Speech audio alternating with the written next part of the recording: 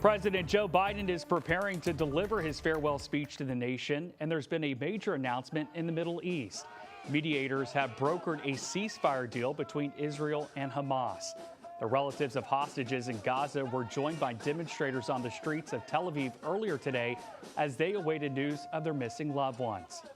This moment has been long awaited by those in both Israel and Gaza. After several months of negotiations and 15 months of deadly war, peace could be within reach. CBS's Rami Inciso has the latest from Tel Aviv. Celebrations on the streets of Gaza with word of a breakthrough deal after 15 bloody months of war. Negotiators in Qatar announcing a ceasefire and hostage release agreement between Israel and Hamas. And this deal will bring us peace, hopefully, at the end of it. As soon as Sunday, Hamas could begin handing over Israeli hostages to Israel, bringing new anticipation among friends and families in Tel Aviv's hostage square. President Biden claimed the success.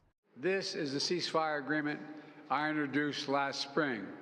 In the deal agreed, phase one would last 42 days, with Hamas releasing 33 hostages, including women, the elderly, and sick. In exchange, Israel would set free dozens of Palestinian detainees for each. Israel would also pull back to Gaza's perimeters, and humanitarian aid would start flowing again, something civilians in Gaza have been desperate for.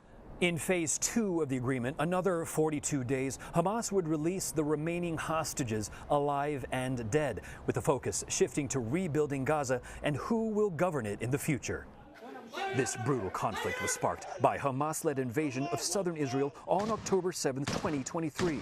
More than 1,200 were massacred, more than 250 others kidnapped and taken into Gaza.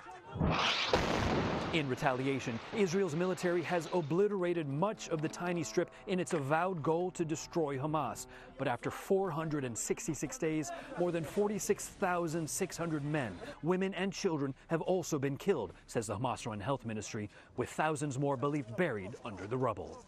Rami Inocencio, CBS News, Tel Aviv.